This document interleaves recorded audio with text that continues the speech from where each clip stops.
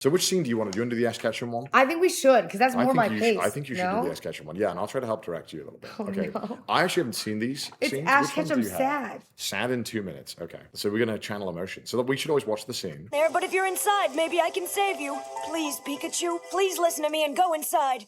After that, then. After don't laugh that, at that. just trust me.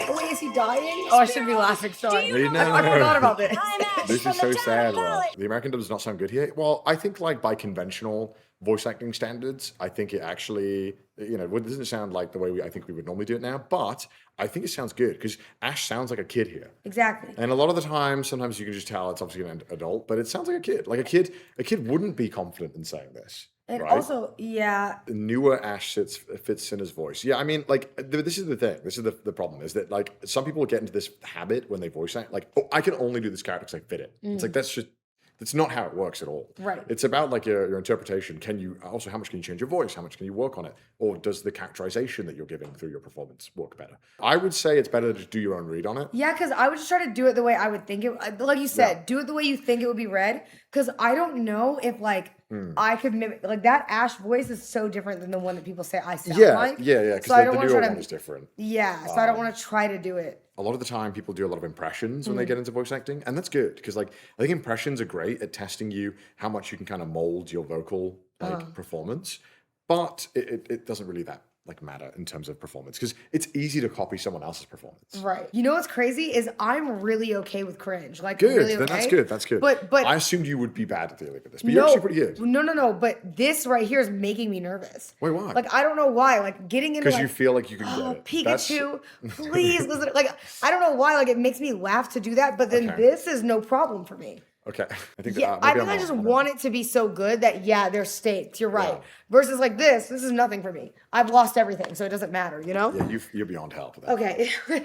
Connor, it can't be that bad, okay? We'll do the full scene, and then I'll like go back and I'll actually direct you, and I'll tell you how to kind of get closer to what you want to get. Okay, yeah. So like, tell me maybe how to deliver the line. Okay. And I can practice it. Oh my god, I'm so excited. Okay. I'll mute it and then you can go because I don't want you to copy. Okay, do you want to do one line at a time, maybe? Yeah, we can do one line at a time. Let's do that. So it's not like so fast. I'm trying to make a sad face. Like, whenever I would get a line, I'm 30 years old, but whenever I get a line that is like, I need to come or I must come, I laugh. I laugh every time. Like, I've been in studios with 30 people listening to me, and I have laughed at the word come. I must come. Yes. Yeah, and you feel like you're really immature. Yes, absolutely. But also it breaks tension. It's okay. Everyone is very tense. Everyone wants you to deliver the line. I must come. Okay, sorry. I'm going to do what you did. I'm going to turn diagonal. Yes. It's a P. So P. Two diagonal. That's a little less. Okay. Yes. Okay. Like that. Yes. Good? Yes, that looks good. All right. Okay. All right. Do you want to deliver the first line then? Yes. So I'm really sad. Let me get really sad. You're really sad. Channel that energy. And one thing that I do, so this is fine. This doesn't have to be serious. Can you just record just a take of the first line real quick, and I'll tell you. Pikachu, please listen to me and go inside. Oh, perfect. You didn't do it. Nice. Nearly almost everyone, right? When they first say a line, they do this mistake. If I give you like a line, like I have like Godric line here. I'd be like, no. You actually didn't do it, which is, a lot of people do this, is that when they start a line from a performance, they start the first word too loud because there's no like runway. Oh. You know what I mean? So they'd be I'm naturally loud. Well, no, you didn't do it there. That's what I'm saying. Well, I was gonna say, like, normally it's a very straight level of volume, which is max. Right. So this is why we kind of get this when we think about YouTubers, right? Okay. YouTubers do. You say that. YouTubers have this way of talking where they go like, "Hey, what's up, guys? Today we're going to be doing this, and we're going to go here, and we'll do this," and that's because they're not used to recording professionally, and so every single time they redo a take, they start the energy at the top and then gradually go into it. And so oftentimes, if you're struggling with a line to bring it in at the right volume, like that line was sad, and you started at what I think was the right volume, which was great. But if you are struggling to come into the line at the correct volume, sometimes it's easier for you to say like, yes, come, correct laugh. Sometimes it's easier to say like, okay, like literally say verbally okay to like reset your like internal volume. Okay. If you do the line now and do okay before it, just for an example. Okay. Pikachu, please listen to me and go inside. All good. Yeah. Oh my god, I separated that so weird. I didn't hear the way I separated those words. So that's like a kind of a long pause. But like what I would do is like if I'm doing the line and I would be like, okay, mighty dragon. You know, I would kind of like use that. Like a lot quicker. Yeah, because it would be like this level of gap, right? And what people forget is that like, bro, it's so easy for the director or the engineer to go, boop, just delete that, right? It's super easy for them to remove this. So you need to think like, how can I just get the thing? So it's kind of like because again, they're expecting you to get this generally in 1 or 2 takes, nearly always. You don't, and if you start taking forever, you're costing them money. So they're less likely to hire. So right now I'm running the build-up. Right. Okay. So let's try the first line. Let's try the first line. And also give me 2 reads. Do it twice. Okay, I'm trying to get like really sad. Do you want me to just start? Whenever you're ready. Okay. Pikachu, please listen to me and go inside. Pikachu, please listen to me and go inside. Okay. What do you think you did differently on both the lines? Can you tell me what you did? I delivered tone differently. Mm-hmm. One of them to be like, please listen to me and go inside, and the other one to go inside and emphasize go inside. Okay. Let's listen. Let's listen and let's see what you did. And I tried to get more sad. But for you, right? Isn't it better that when you get to do it the 3rd time, you're going to be even better? Yeah. Did you see? I did one of these. Yes. So this is super important. You're already like a natural at a lot of these concepts. I tried to get distressed. So sometimes it's really hard to like channel the emotion. Right. And like, for example, sometimes it's hard to sound really happy organically. Right. And what a lot of the times the directors will tell you are like, hey, deliver the line, but smile intensely. Okay. Because you naturally sound happier when you smile. Yeah, So you're like, I'm always smiling. you know, if I do like, hi, my name is Connor, and I'm like, hi, my name is Connor. Hi, my name is Connor. The more intensity I'm giving it, it's like giving that natural sound that we associate happiness to. And so there are other things you can do as well. Like if you want to sound like, I forgot what it was. Another director told me this. It was like, if you put your hands up and you try to be like really energetic, happy, apparently it helps a lot. And stuff like that. So, you know, smile. You like the emote. So let's listen to what you did. Pikachu, please listen to me and go inside. Pikachu, please listen to me and go inside. Like if I was the guy cutting it, I'd be like, the first 2, these are way better. Pikachu, please. Okay, so as opposed to this one? Oh. Pikachu, please listen to me and go inside. See, like that one sounds more like You're rushing in this one. Yes, this one, that second one to me sounds way better. Like it sounds like it's like got like a more emotion. No, but I think this you did better though. I think in this one. Please listen to me and go inside. That sounds actual desperation, whereas this one sounds forced. Like listen to it again. Listen to me and go inside. Okay. You know, again, the context of the scene. You know, this is like. To you, it's like life and death, right? Right. And so to me, when I hear that, what I'm hearing is like you're putting emphasis on words just for the sake of it. It doesn't sound like it's right. Coming You from wouldn't the right emphasize place. that in a moment where like somebody's like there's like Yeah, but it's like thinking about the characterization, right? You just kind of have to think about the scene a lot. Right. And why would you put emphasis on certain that things? one guy where he's like, get up, get Right? up. And it's not to say like, and again, like this is like, it is an art, right? So there's a lot Right. of interpretation that can be done here. Like someone who might also be professional might disagree with me Right. in what I'm telling you. But this is generally like the thought process here of how you're Right. approaching this. But I mean, the difference is too is like you would pick what you like. So it's like if you were the director, you're like, hey, Yeah, the director might not fuck with that. You know what I mean? Right, The director so- might like the first one more. But that I can explain to you at least what I'm looking for and like what you should be conscious of. And so let's listen to you again, just as, like let's hear your enunciation. Let's see if you enunciate. hearing myself is kind of crazy. Yeah? Yeah. Pikachu, please listen to me and go inside. Pikachu, please listen to me and go inside. Yeah, I do like this one more. So like this happens all the time. They would go like cut and they would just paste it. Yeah. And then they would, well, obviously you had a please here, I think. Please listen Yeah, so like, sometimes they'll do stuff like this. Like they will really like cut the lines up. Pikachu, please listen to me and go inside. Well, that doesn't work. So that, you know what I mean? Yeah, so Like then they would we would redo it. re-record. But a lot of the times they will do this, especially for like anime, because anime, fun fact, is the cheapest. It is like, It pays the cheapest? yes. That's crazy because you guys have to do the most wild stuff. It's Deku? from my experience as well, I think it's the hardest because, and we'll try and get you to do it later. We'll do dubbing, but it pays like ass compared to the other ones. Really? It's a labor of love. Everyone who does anime loves it. Okay. It is not a profitable like industry for Okay. voice acting. Commercial stuff pays That way sucks more. though too because anime is like, you guys go crazy on those. They do go, Especially for dude. Some of dubbing, the too, like- yeah. There's a friend of mine called Brandon McInnes, and he did this. He did the Demon Slayer. I don't know if you've watched Demon Slayer.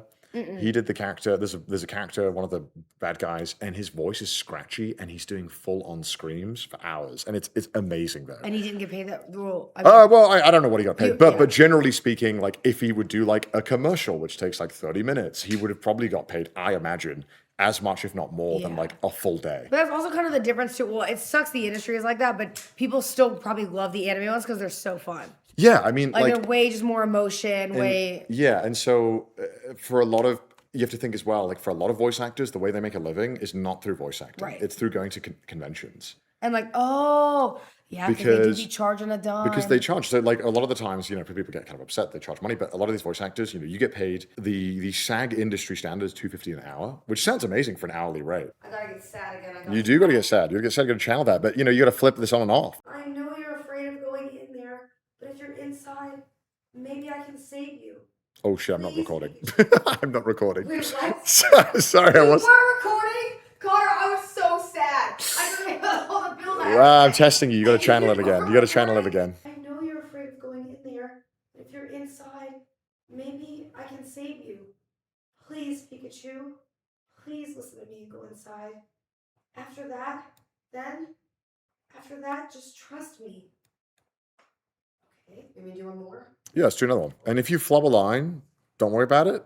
Just redo that like sentence. You know what I mean? Get really emotional. Yeah. I know you're afraid of going in there, but if you're inside, maybe I can save you. Please, Pikachu. Please listen to me and go inside. After that, just trust me. Oh, I didn't like that one that much. It's okay. Yeah, sometimes sometimes that happens. Like I've had moments where I've been in the booth, and for some reason I just can't like get it close to where I need it to be, and like that like happens a lot. Like you're just really struggling with a certain line. Please, Pikachu. Please listen to me and go inside. After that, just trust me. So let's cut this up. Because we want to make it sound like you're actually doing it. I don't sound. After that, just trust me. I know you're afraid of going in there, but if you're inside. Okay, so there's you didn't do this, but I think this will be useful to people who are watching. When they try to voice act, sometimes a lot of people rush. They rush so much. You're not doing that, which is actually really rare. So I think you're already off on a great start. The reason why is because when we did the trailer, I rushed the lines and I was like, because slow it down. People do this when they're nervous. They rush through the line because they want it over.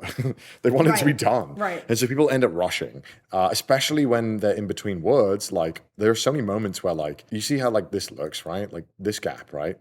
That gap means that like the engineer can literally do anything. Like if we want to add 5 seconds, we can get rid of it. If we want to literally get rid of all of this gap, we can make this like this, Right. Just trust me. I know. But it doesn't sound good, right? So you do want the gap. But okay. People tend to rush. When you're doing voice acting, even if you're like a good character or you sound good, sometimes it sounds cringe. Like, because it's not in the full picture yet, Right. You can't look at a fucking like twig and be like, is that a house? That's ridiculous. Right. It's like, obviously, it's a building block. And with just your voice in the scene, with no sound effects or anything, yeah, it might sound cringe. But if you add everything in, it suddenly comes together. And so you need to remember that, and you need to trust the process, because a lot of the times you're the first like voice. I felt like the scene needed a little bit more urgency. Now, urgency doesn't mean rushing, okay? Because sometimes people it's the difference between intensity and volume. You can go loud. That doesn't mean you're intense, right? Think about how sometimes when you were a kid, right, and you fucked up, and sometimes your dad would come in and he wouldn't even need to be angry. Right. But the energy of how he was scolding you was so like viscerally, emotionally intense. Right. Because you're terrified of like what's happening. And so he doesn't need to shout at you. The anger can come through. So think about like that's the kind of concepts that we're trying to grasp a lot of the time, that you need to like think about how the emotion comes through. And it's not always loudness equals angry or excited. Right. Sometimes you can be excited, but like whispering, right?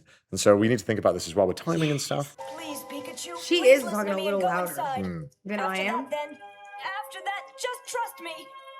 I mean, look, this is also like voice acting from like 30 years ago. I think like things would change a lot. Well, also the delivery too. Like I can't base mine off of No, hers. you can't. Because Shouldn't either. otherwise I don't want to do that. And then I'm like, after that, just trust me because I'm going to mimic it exactly. Yeah, like, yeah. You're right. Like, you can't do that. It's yeah. If I hear like someone else do a character and I think, oh, they sound really good, I won't be able to remove that performance from my. Bear in mind, okay, the original. Look, it's a classic. The classic doesn't mean it's like contemporarily considered good, right? But I think this is good. I think given the context and the time, it's good. Please, Pikachu, please listen to me and go inside.